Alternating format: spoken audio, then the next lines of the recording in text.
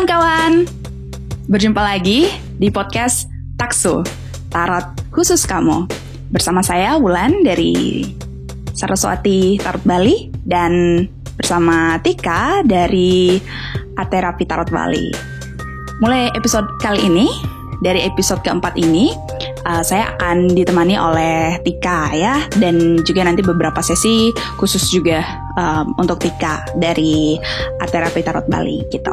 Dan di podcast Taksu ini kita ada 3 sesi ya, 3 segmen ya.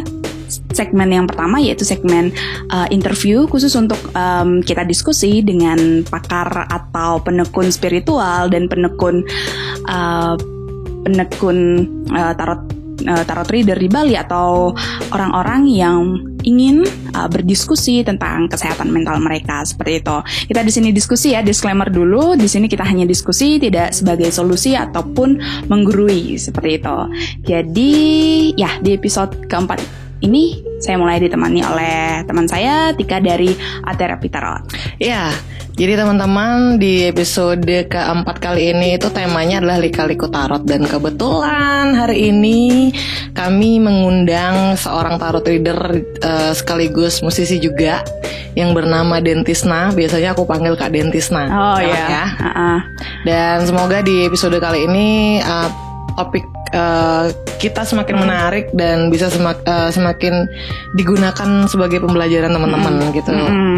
Bener banget. Nah, dan di segmen interview ini ya, segmen pertama ini di segmen interview itu kita diskusi bersama tarot reader ya. Salah satunya gini ada Dentisna. Kemudian di segmen kedua kita ada buka kartu juga ya, Tik ya. Jadi setiap bulan itu ada prediksi untuk zodiak teman-teman ya. Nanti ketika akan buka kartunya untuk zodiak kalian. Jadi ditunggu ya setiap bulan.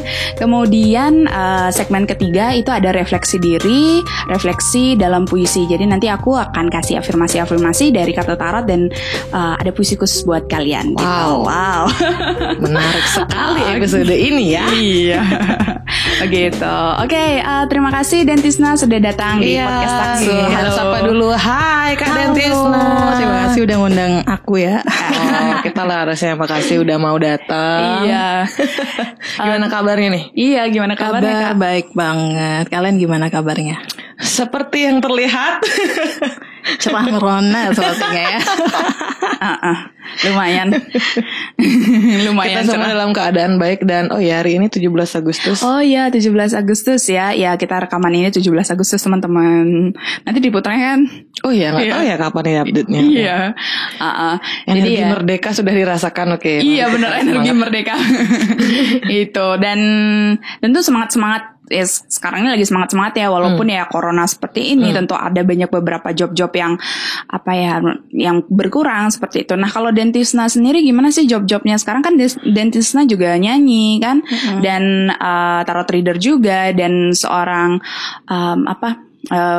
pegawai keuangan juga, kantoran juga ya, gitu. Jadi gimana sih kamu menyikapi corona sekarang ini gitu, dan gimana sih kamu membagi waktunya antara ada tarot juga, ada jadi pegawai kantoran juga, terus nyanyi juga gitu, gimana sih? Kalau aku sih sekarang kan pekerjaan pokokku ya karyawan biasa ya.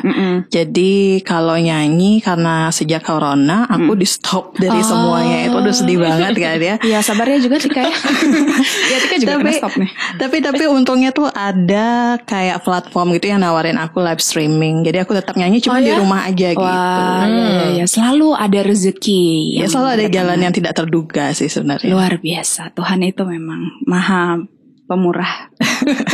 Dia enggak sih, maksudnya memang satu keuntungan gitu loh yang bisa aku lihat dari corona ini ya kayak gitu. Maksudnya sebagai seniman kita tetap punya tempat untuk ini kan, untuk eksistensi kayak gitu. Jadi kalau nggak di panggung beneran ya di live streaming itu juga bisa dijadikan panggung. Itu keren banget sih gitu. Tapi masalahnya aku tuh nggak ada yang ngajakin live. Oh, ini kita lagi live. Ini kita live.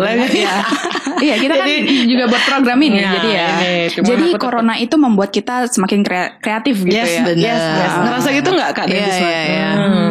Jadi banyak yang bisa dibuat karena harus membuat soalnya. Iya. Jadi itu nggak dapat. Jadi sekarang kesibukannya apa nih? Aku kesibukannya ya kerja biasa, habis itu bikin konten untuk YouTube, terus ya live streaming, tapi udah nggak terlalu sering ya kalau live streaming, ada jadwal-jadwalnya. Jadi YouTube-nya apa sih? Nanti biar teman-teman lihat ya, teman-teman. Tolong di subscribe, di view, di share. YouTube aku Dentisna KY, K dan Y ya. Dentisna spasi KY. Ya. Oke, gitu. Oke. Jangan lupa teman-teman untuk langsung meluncur ke YouTube-nya Kak Dentisna. Harus. Dan support. Oh ya, boleh tahu nggak sih gimana awalnya kamu menekuni tarot itu? Kalau tarot sih aku tahunya pas SMA ya sebenarnya. Lihat di Gramedia. Aduh seret. Lihat di Gramedia itu ada buku tarot sama kartu tarot yang kepajang bisa dipakai gitu aja. Terus aku coba-coba di situ, tapi itu masih kayak aneh gitu bacanya karena sesuai textbook gitu. Jadi belum ada gimana-gimana. Abis itu aku nggak main lagi. Terus coba di kuliah. Jadi aku beli bukunya itu yang awalnya aku cuma minjem-minjem di Gramet.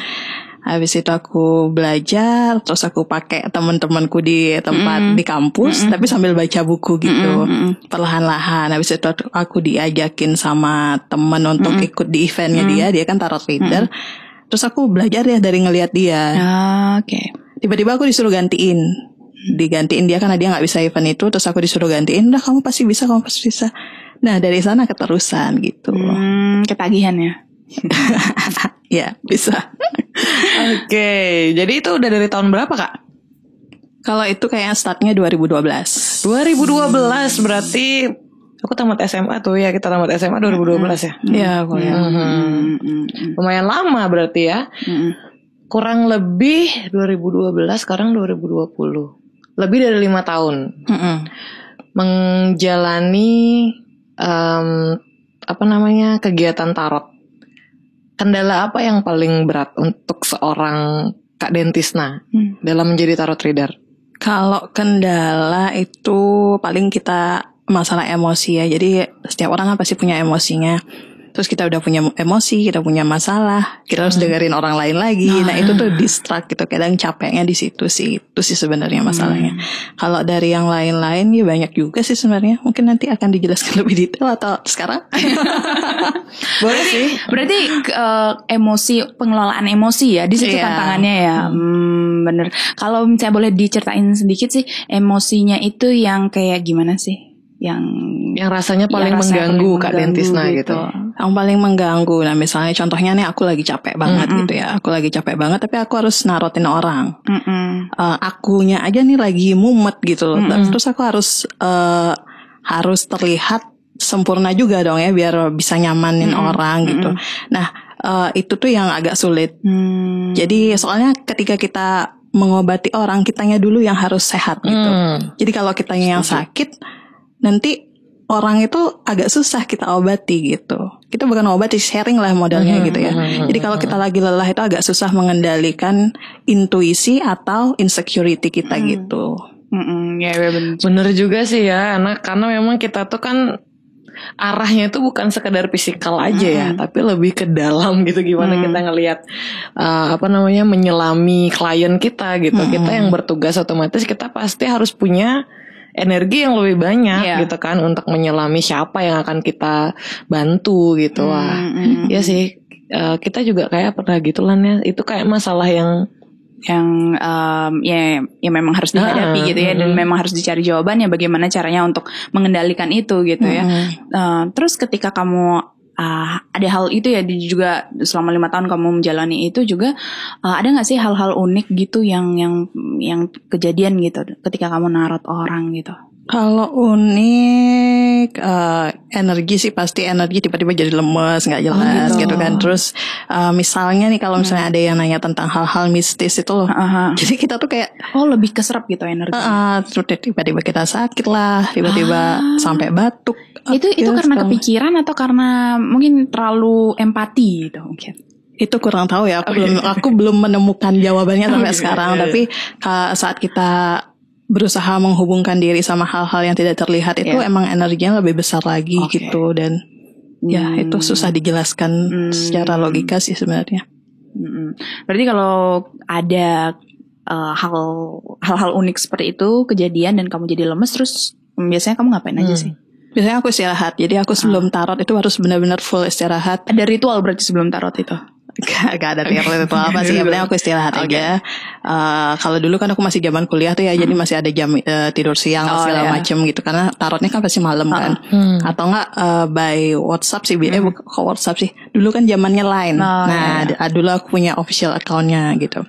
Jadi aku istirahat aja sih yang paling penting tuh. Jadi aku nggak boleh diganggu, harus tidur dulu, habis itu nanti baru bisa fit lagi gitu. Jadi ya itu ritual juga sih, itu ritual ya. Jadi teman-teman, begitulah uniknya para tarot reader. Kebetulan kami bertiga adalah seorang tarot reader yang punya caranya masing-masing. Dan memang bener-bener Kak Dentisna memilih dengan istirahat. Kalau Ulan gimana? Kalau aku sih yang pertama mandi. Cancer itu ternyata terkenal di mana-mana tuh jarang mandi gitu. Yang pertama mandi. Maaf Lan, Capricorn juga begitu. Gitu ya udah. Ya benar. Oke. Kita tanya nih, soundman-nya Gemini nih. Oh, Gemini. Gemini rajin kayaknya mandi. Oke, biasanya aku mandi, aku keramas, aku harus banyak minum air putih. Harus banyak minum air putih, dan juga yang paling penting sih, aku nggak tahu ya ini ritual atau gimana, aku ngerasa aku perlu kopi hitam. Dan juga ngerasa gak sih kalian kalau narot itu atau lagi narot itu ngerasa lapar gak sih? Iya dong. Iya. Itu mungkin karena kita berpikir ya. Terlalu banyak berpikir, akhirnya berpengaruh ke lambung gitu sih. Iya, kalau aku malah fokus ke wewangian. Oh iya. Aku harus berada di suasana yang wangi gitu. Bukan gini ya, kamu kan musik-musik gitu, jadi nggak. Iya. Musik-musik itu musik juga dan wangi. Musik dan wangi. Jadi kalau aku narot setelah mandi tuh aku harus pakai parfum. Pokoknya parfum yang sesuai mood gitu. Wangi kan? Itu kenapa aku koleksi parfum. Seneng banget koleksi parfum. Jadi kalau misalnya moodku lagi semangat, aku pakai yang agak agak fresh gitu. Jadi kalau lagi gimana, lagi slow atau lagi flat gitu, aku pakai yang apa gitu. Dan dupa juga gitu. Jadi tapi bukan dupa untuk ritual yang gimana, cuman wanginya doang gitu kan. Sekarang banyak dupa aromaterapi yang wanginya udah modern gitu ya, udah mirip-mirip parfum. Dan musik itu udah pasti harus diputar, karena aku ngerasa ketika ada musik aku nggak kesepian gitu, aku nggak sendiri gitu. Jadi kayak ada yang support system lah bisa dibilang musik itu. Wah gila, kita punya gini yang beda banget sebenarnya. Justru ya. Kalau aku pakai musik, aku tuh perlu kecenderungan yang sepi gitu, yang sunyi gitu. Ada suara-suara dikit-dikit oke lah. Tapi kalau udah banyak orang, itu aku langsung bukan yang nggak konsen ya, kayak energinya bertabrakan gitu. Jadi ya agak sulit sih gitu. Kalau Kak Dentisna gimana? Ada kayak support system lain nggak yang bisa mungkin bikin tenang gitu ya. Bikin tenang atau bikin lebih fokus gitu dengan momen tarot. Kalau aku sih ya itu ya aku lupa bilang, aku harus disiapin air putih tuh biasanya. Emang harus disiapin air putih. Terus sebelum tarot itu biasanya aku berdoa dulu. Aku panggil leluhurku dulu biar ada yang backing gitu loh. Soalnya ya kita nggak tahu ya, walaupun kita narot itu hal yang mungkin diidentikan sama cerita misteri atau segala macam, tapi kenyataannya kan enggak gitu. Nah, orang tuh kan enggak mau terima seperti itu ya, tapi ada aja serangan-serangan masuk yang enggak jelas gitu loh. Makanya ya mau enggak mau kita harus punya backing juga gitu. Itu serangan.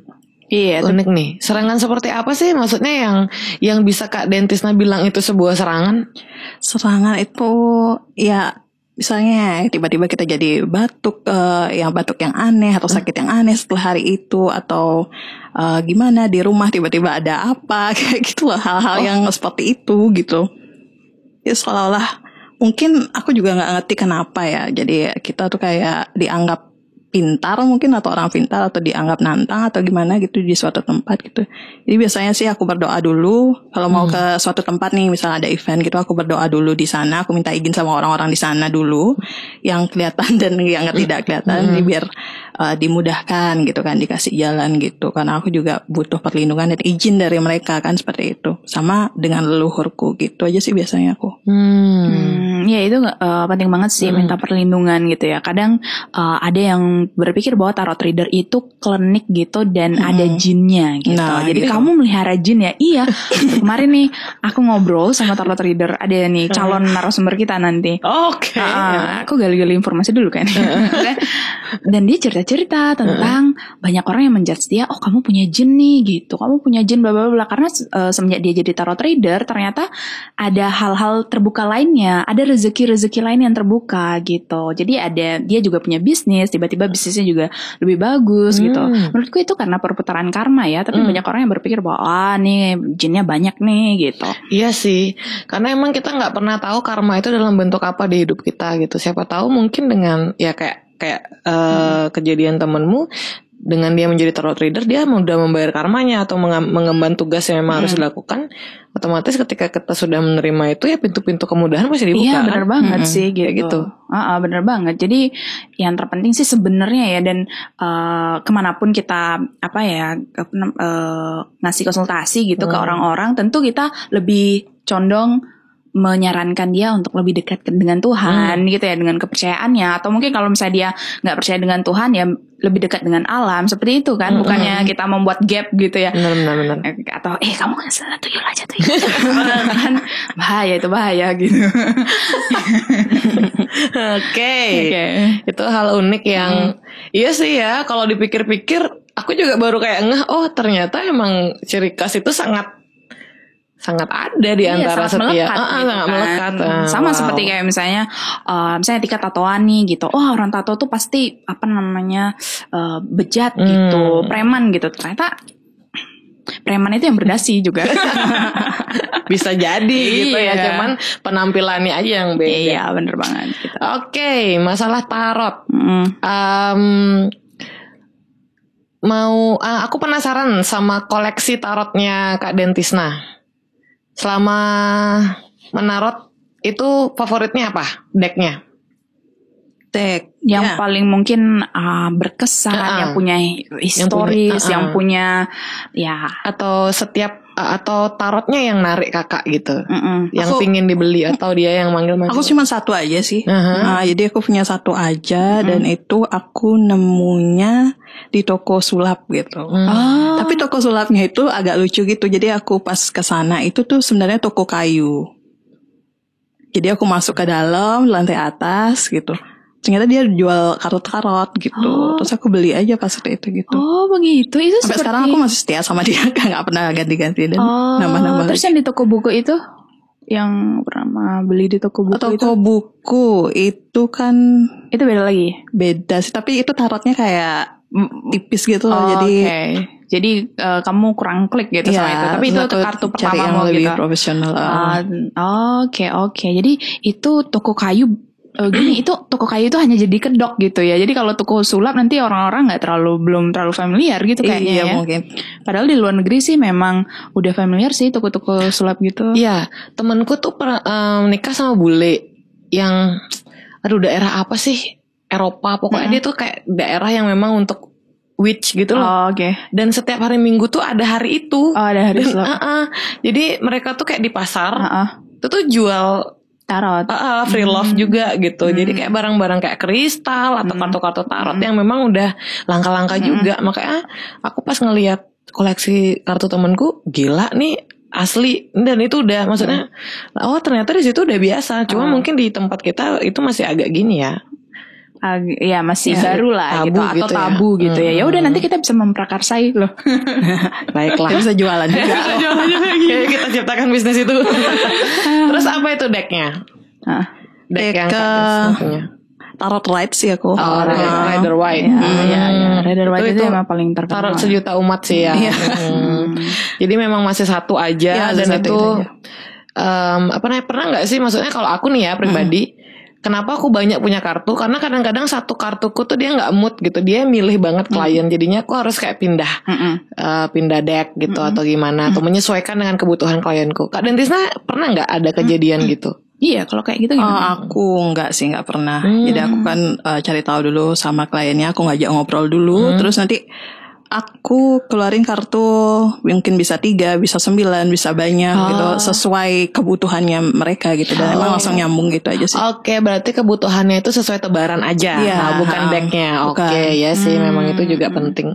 Ya kadang-kadang kan banyak tipe klien ya, dia kadang-kadang cuma pingin penjelasannya aja, tapi kalau emang udah kayak maniak tarot, dia udah ngerti banget tarot, dia kadang-kadang milih ya. Bulan juga sering ketemu klien yang milih tarot. Wah. Iya, jadi gimana ya? Jadi ya itu kan sebenarnya tergantung tarotnya juga ya, tergantung energinya dia juga sebenarnya gitu. Jadi ya itu agak sulitnya sih gitu. Terus gimana sih caranya kamu kalau misalnya nih kok koneksi kamu sama kartunya agak nggak nyampe gitu, jadi moodnya kurang enak nih gitu, terus mood sama kliennya juga kurang enak. Gimana sih cara kamu untuk nyeimbangin gitu? Misalnya nih klien-klien yang datang ke kita itu kan kebanyakan itu mereka punya masalah ya memang ya gitu ya. Jadi lagi bingung gitu mesti kemana, dan energinya juga kurang teratur gitu ya. Jadi mereka membawa energi yang cukup besar, kemudian kita juga masih ya nggak terlalu kondusif juga, tapi masih bisa bergerak gitu ya. Gimana sih caranya kamu menyeimbangkan mood itu gitu, menyeimbangkan antara mood klien kamu dan kartu kamu gitu? Gimana sih caranya? Biasanya aku jabat tangan dulu nih. Jadi secara jabat tangan itu tuh kita udah kayak ada koneksi gitu. Kalau sekarang bisa jabat tangan, sekarang siku-sikuan gitu kayak. Oh iya sih. Ya. Ini kan. Gitu aja. Ya. Pertama aku biasanya jabat tangan gitu, atau enggak kenalan lah. Padahal udah tahu namanya tapi tetap kenalan. Terus aku ajak ngobrol dan kemudian aku berusaha menjadi dia gitu.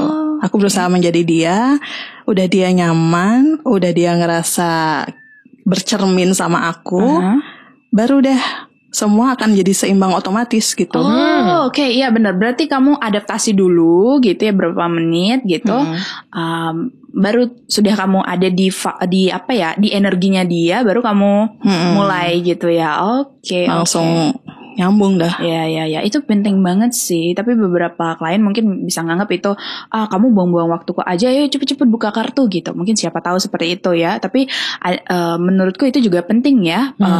Pendekatan dulu, adaptasi dulu dengan klien gitu, agar klien juga ngerasa cerita bukan sama orang asing yang benar-benar orang asing, tetapi dengan teman juga gitu. Ya, karena kenapa sih kalau menurutku kenapa sih penting banget itu yang ngobrol dulu atau kita tanya, membiarkan klien itu bercerita dulu. Itu tuh menurutku, karena kadang-kadang klien itu kalau misalnya langsung ke pertanyaan, kadang-kadang dia salah memposisikan dirinya. Dia selalu, namanya juga orang minta datang ke tarot reader, otomatis dia akan butuh pembelaan gitu kan, dan dia merasa jadi korban gitu. Itu kenapa aku harus menelusuri dulu, biar kita nggak salah judge gitu. Walaupun memang kartu pasti akan jujur gitu loh, kartu itu pasti akan jujur bahwa ternyata salahnya bukan ada di klien aja gitu. Tapi selain mendekatkan diri tuh kita jadi kayak tahu karakter tipenya kayak gini. Kadang-kadang kalau misalnya kayak orang yang punya kelebihan kayak Kak Dentisna, pasti dari touch aja pasti udah tahu ya. Dari menyentuh aja kayak kayak ini orang ada masalah ini deh, kayak pasti udah ketarik gitu. Iya, sebelum ketemu sama klien juga udah gini ya. Udah ngerasa nih bakal ketemu klien kayak gini gitu ya. Kadang-kadang sih, tapi nggak sering. Oke. Ya jadi itu sih kekuatan intuisi itu memang itu mungkin kenapa Kak Dentisna tuh jadi dipertemukan sama tarot. Ngerasa gak sih karena memang kelebihanmu itu yang ini, yang mempengaruhi itu gitu? Mungkin ya, tapi dari tarot juga aku mengalami penyembuhan banyak sih. Karena aku lagi merasa menjadi orang yang lebih berguna gitu. Jadi merasa dibutuhkan, terus ya berguna aja gitu, memberikan saran-saran gitu. Walaupun aku juga belajar dari mereka sih sebenarnya. Oke. Berarti dengan kondisinya kakak yang notabene udah punya kelebihan, udah punya kepekaan, dan dipertemukan dengan tarot. Jadi makna tarot itu untuk Kak Dentisna tuh apa sih?